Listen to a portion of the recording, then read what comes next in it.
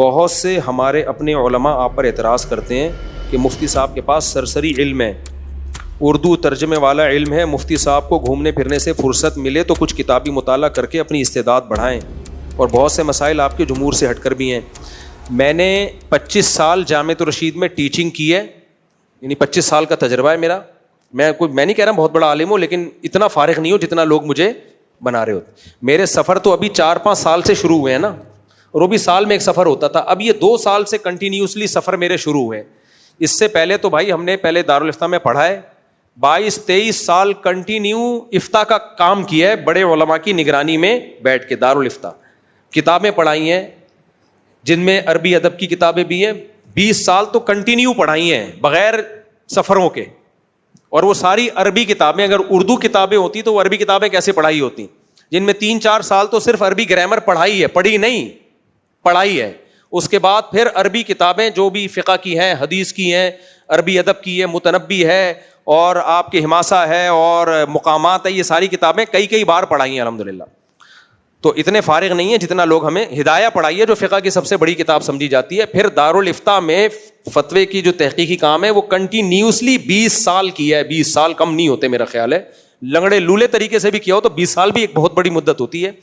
تو اب میں زیادہ اب میرے اسفار بہت زیادہ شروع ہوئے ہیں, ورنہ پہلے میرے ہفتے میں 2 بیان ہوتے تھے, اور باقی تو سارا جامعۃ الرشید میں اب بھی جاتا ہوں. ابھی بھی اللہ کا شکر ہے, میں بہت نالائق ہوں, لیکن 3 سال سے بخاری پڑھا رہا ہوں, 3-4 سال سے مشکات پڑھا رہا ہوں, اور میرے حسامی کے اصول فقہ کے لیکچر ہیں, آڈیو لیکچر, وہ آپ سن لیں. اس کے بعد آپ کہتے ہیں نا کہ فارغ ہوں, تو پھر کہنا آپ کا حق بنتا ہے. اور میں ہوں بھی, جو بڑے علماء ہیں ان کے مقابلے میں تو ہم واقعی فارغ ہیں, ہماری کیا حیثیت ہے ان کے مقابلے میں. لیکن لوگ جو یہ تبصرہ کر رہے ہوتے ہیں, تبصرہ آپ ضرور کریں, لیکن کسی شخص کے پورے حالات جان کے. عوامی بیانات سے آپ یہ اثر لینا کہ مفتی صاحب مسائل میں فارغ ہیں, یہ ٹھیک نہیں ہے. عوامی مجلس کی باتیں کچھ اور ہوتی ہیں, علماء کی باتیں یعنی علماء کے سامنے جو ٹیچنگ ہے, تدریس ہے, وہ کچھ اور ہوتی ہیں. تو مشکات کے بھی میرے لیکچر یوٹیوب پہ پڑے ہوئے ہیں, وہ بھی سن لیں. اس کے بعد جا کے رائے قائم کریں. تو ہو سکتا ہے جتنا آپ سمجھ رہے ہیں اس سے بھی زیادہ فارغ نکلوں میں. آپ کہ ہم تو ان کو کچھ سمجھتے تھے تو بالکل ہی فارغ نکلے, لیکن اس کے بعد آپ کو تبصرہ کرنے کا حق ہوگا, اس سے پہلے تبصرہ کرنے کا حق نہیں ہے. اپنا خیال رکھیے گا اپنے خرچے پہ. اور میرے جو مسائل جمہور امت سے خلاف ہیں, میں دعویٰ کر کے کہتا ہوں کوئی ایک مسئلہ بھی میرا جمہور کے خلاف نہیں ہے, کوئی ایک مسئلہ بھی. تو اس لیے کوئی مثال دیں, کوئی ایک مسئلہ. میں غیر مقلد نہیں ہوں, یہ ہمارے ہاں اہل حدیث ہیں کہ اس کا مسئلہ کچھ اور, ان کا اپنا اجتہاد کچھ اور. پرسوں ایک میرے پاس شخص آیا جو اہل حدیث تھا, حنفی ہو گیا, شاید یہاں بیان میں بیٹھا ہوا بھی ہو, حنفی ہو گیا. میں نے کہا آپ کیسے حنفی ہوئے؟ کہہ رہے میں نے 10 اہل حدیث علماء سے مسئلے پوچھتا تھا نا, 10 کے الگ جواب ہوتے تھے, تو میں بوکھلا گیا کہ یار میں اس کو اپنی اولاد میں لے کے نہیں چل سکتا. ہر آدمی مجتہد ہے بھائی, تو کیا اس کا نتیجہ تو نکلے گا. میں تو چلو ٹھیک ہے, اہل حدیث کی حد تک تو معاملہ ٹھیک ہے, وہ اہل سنت والجماعت میں ہی داخل ہیں, ان کا مقصد بھی قرآن اور سنت کو فالو کرنا ہے. لیکن اس طرح میں اگر بے لگام چلوں گا, آگے میری اولاد 2 ہاتھ اور آگے نکلے گی, ہوتے ہوتے آخر میں غامدیت کی طرف چلی جائے گی. تو بہتر نہیں ہے؟ صدیوں سے ایک فقہ متواتر متوارث چلا آ رہا ہے, خلافت چلی ہیں اس پہ, تو اسی کو آرام سے لے کے چلو. تقلید تو کرنی ہے بھائی. آپ احناف کی نہیں کرو گے تو اہل حدیث عالم کی تقلید شروع کر دو گے, آپ کے پاس تحقیقی علم تھوڑی ہے. تو تقلید تو کرنی ہے. تو بہتر نہیں ہے؟ صدیوں سے ایک متواتر متوارث فقہ چلا آ رہا ہے, تو اسی کو فالو کرو. آدھے سے زیادہ امت جس کو فالو کر رہی ہے, آدھی سے کچھ امت جو ہے فقہ, دیکھو 50% سے زیادہ ہیں اس وقت حنفی, 30% کے قریب شافعی ہیں, 17% کے قریب مالکی ہیں, اور 2% حنبلی ہیں, 1% بکھرے ہوئے لوگ ہیں. وہ کہتے ہیں ہم خود اجتہاد کریں گے, ہم کسی کی تقلید نہیں کریں گے. تو ان میں ہر شخص کی رائے مختلف, ہر شخص کا طلاق کا فتویٰ مختلف. یہ 3-4 دن پرانی بات ہے, CCTV کیمرے سے نکل بھی آئے گی. اگر کوئی کہتا ہے نہیں ہم نہیں مانتے, تو وہ ہو سکتا ہے کیمرے میں اگر ریکارڈنگ چل رہی ہے آواز بھی, تو وہ ریکارڈنگ بھی آ جائے گی کہ وہ اہل حدیث تھا, وہ حنفی ہوا اسی بیس پہ. کہ یار ہم تو, میں کہتے جس عالم سے پوچھوں الگ جواب ملتا ہے. چند مسائل میں اتفاق ہے, باقی سب, اور میں ان کی نیت پہ شک نہیں کر رہا, وہ اجتہاد کرتے ہیں ہر شخص. تو ہر ایک کا اجتہاد دوسرے سے کیا ہوتا ہے؟ مختلف ہوتا ہے. تو میں غیر مقلد نہیں ہوں کہ میں اجتہادات کر کے لوگوں کو گمراہ کروں. میری وہی رائے ہوتی ہے اور مدلل ہوتی ہے. میں اندھا مقلد نہیں ہوں. تبھی میرے جو فقہی مسائل, اختلافی مسائل پہ دلائل کے ساتھ جو میں نے کلپ ریکارڈ کروائے ہیں, ایک دفعہ کرواتا ہوں الحمدللہ, قیامت تک اب تک کی رپورٹ یہ کہ اس کا جواب نہیں ملتا, اب تک کی رپورٹ یہ. تو وہ آپ سنیں تو میرا کوئی مسئلہ جمہور کے خلاف نہیں ہے, اگر کوئی ہے تو وہ لے کر آئیں, مثال دیں, پھر میں بتاؤں گا کہ یہ جمہور کے خلاف ہے یا نہیں ہے. بعض آپ کو لگ رہے ہوتے ہیں کچھ چیزیں امام حنیفہ کے کھاتے میں زبردستی ڈالی ہوئی ہیں حنفیوں نے. حنفی بھی تھوڑی دودھ کے دھلے ہوئے ہیں. اب حنفی لوگ کہتے ہیں ہم جو بدعت کریں امام حنیفہ کے کھاتے میں ڈالو اور اس کو صحیح کرنے کی کوشش بھی کرو. یہ کام میں نہیں کرتا. میں علماء دیوبند کو برحق ضرور سمجھتا ہوں, لیکن میں نے کلمہ دیوبندیت کا نہیں پڑھا ہے. اور مجھے اپنے علماء دیوبند کے اکابر ہونے پر فخر اس لیے کہ ہمارے علماء دیوبند بھی اگر سمجھتے تھے ہمارے بڑے بزرگ میں کسی سے غلطی ہوئی ہے تو وہ بھی رجوع کرتے تھے. یہ چیز بھی ہم نے اپنے بڑوں سے سیکھی ہے.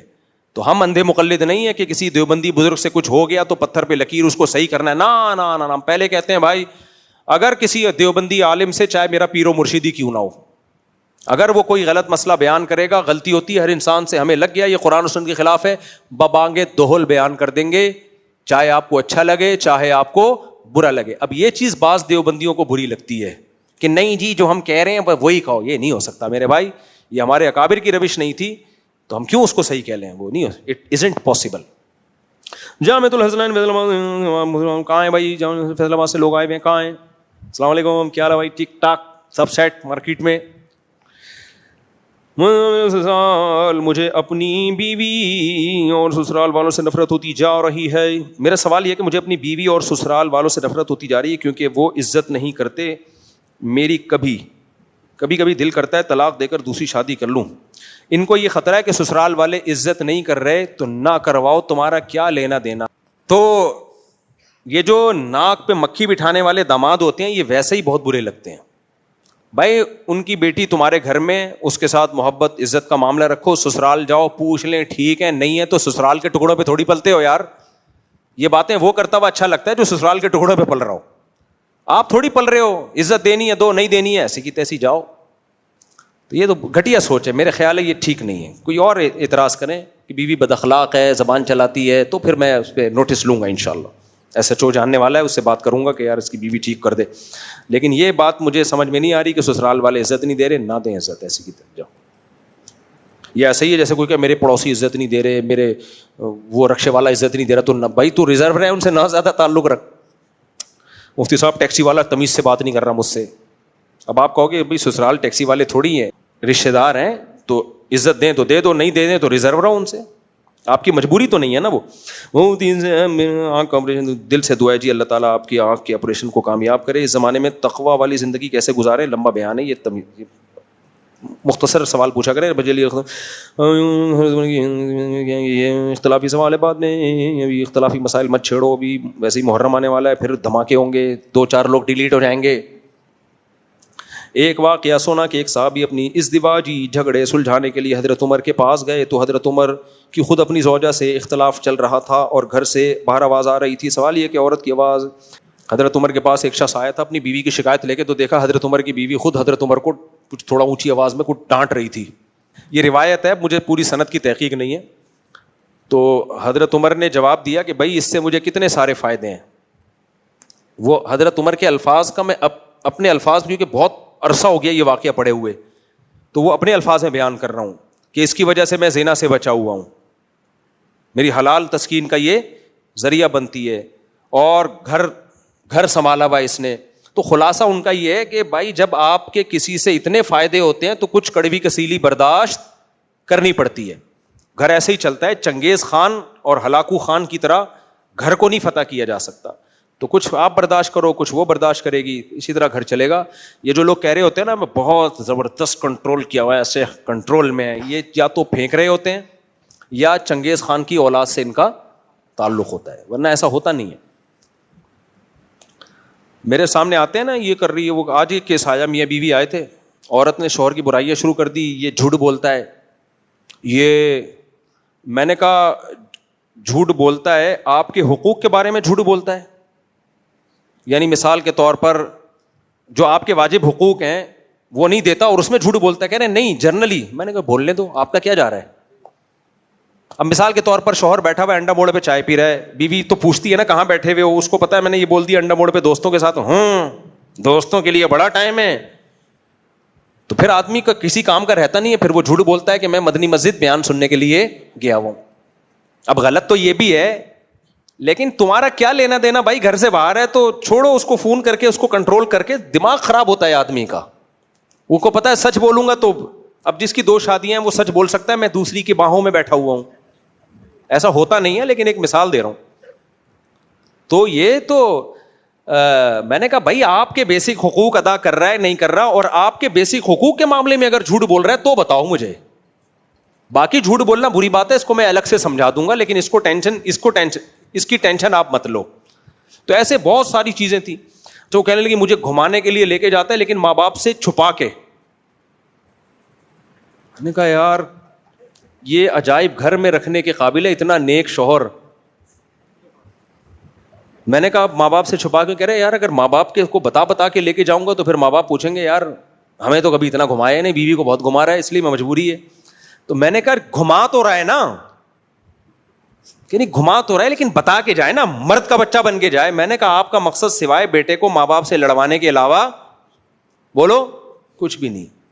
آپ کو آم کھانے سے مطلب ہے, پیڑے گننے سے تھوڑی. اب اس کی کوئی مجبوری, ماں باپ غلط کر رہے ہیں کہ چھپا کے بہو کو لے کے جا رہا ہے. ماں باپ کو چاہیے بولے میں لے کے جا, ماں کو چاہیے بولے میں تیرا ابا بھی مجھے گھمانے لے کے جاتا تھا, بتا کے لے کے جاتا تھا تو میرے سامنے لے کے, لیکن اماں بڑے ظرف کی نہیں ہوتی.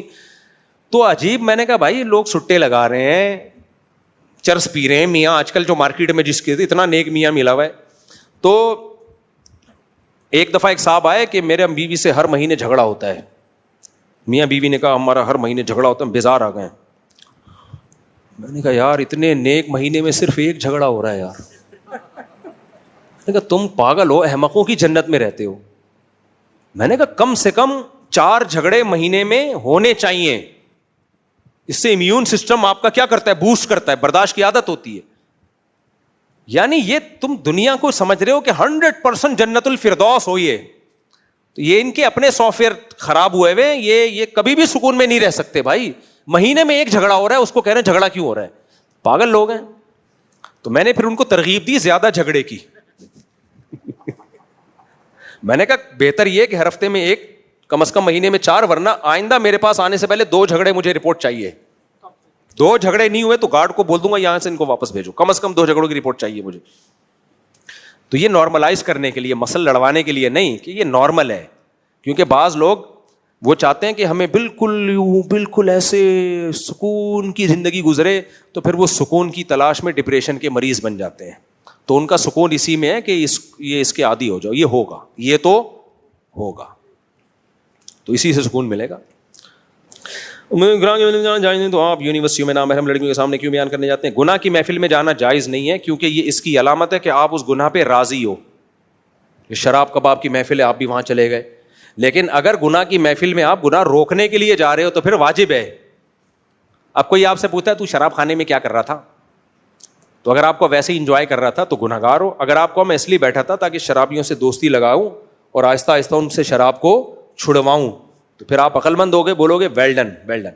تو ہم یونیورسٹیوں میں گناہ کے ماحول میں نہیں جاتے, گناہ کو انجوائے کرنے کے لیے یا ان کو گناہ پہ اپریشیٹ کرنے کے لیے. اس ماحول میں اس لیے جاتے ہیں تاکہ ان کے دل میں دین کی محبت پیدا کی جائے. اگر ہم نہیں جائیں گے تو پھر فنکار اداکار جاتے ہیں, پھر وہ تو ناچ گانے کر کے آتے ہیں. تو اس لیے یہ لازم ہے جانا. جب وہاں آپ کی کوئی حیثیت نہیں بلکہ مہمان خصوصی سے ملانے جاتے ہیں. کیوں حیثیت نہیں ہے میرے بھائی؟ 1.5-2 گھنٹے کا وہ بیان کروا دیتے ہیں ہم سے طلبا کو بٹھا کے, اور آپ کو کوئی حیثیت نہیں ہے. کیا مفتی رشید احمد صاحب اس طرح کی محفل میں جایا کرتے تھے؟ وہ چونکہ مدرسے میں زیادہ رہے, خانقاہ میں زیادہ رہے, سوشل میڈیا بھی نہیں تھا اس وقت. ہاں مفتی رشید احمد صاحب کے شاگرد اس وقت بھی جاتے تھے, آج بھی جا رہے ہیں.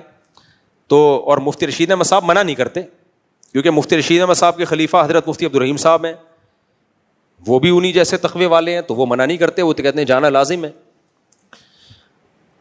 بھائی دیکھو جب 2 مصیبتیں ہوتی ہیں نا, 2 ضرر, تو دیکھا جاتا ہے کم نقصان کس میں ہے. کم نقصان جانے میں نقصان ہے یا نہ جانے میں؟ نہ جانے میں انتہائی خطرناک نقصان ہے. آج بے پردگی ہے, نہ جانے سے یہ بے پردگی بڑھے گی بلکہ کفر اور الحاد پھیلے گا. ایتھیزم پھیل رہا ہے یونیورسٹیوں میں. ابھی تو صرف ان کے دل میں خدا کا تصور بٹھا دیں, اسلام کی حقانیت, یہ بھی بہت بڑی فتح ہے. آپ کہہ رہے ہو یہ شرعی پردہ کریں, آپ ان کو مسلمان تو بنا لو. یہ حالات چل رہے ہیں اس وقت.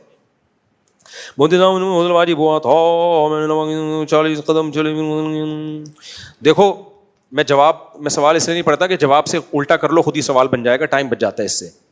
اگر کسی نے غسل کیا اس کے بعد دوبارہ منی کے قطرے نکل آئے تو دوبارہ غسل کرنا پڑے گا اس کو, کیونکہ وہ بعض دفعہ پوری طرح جسم سے منی خارج نہیں ہوتی.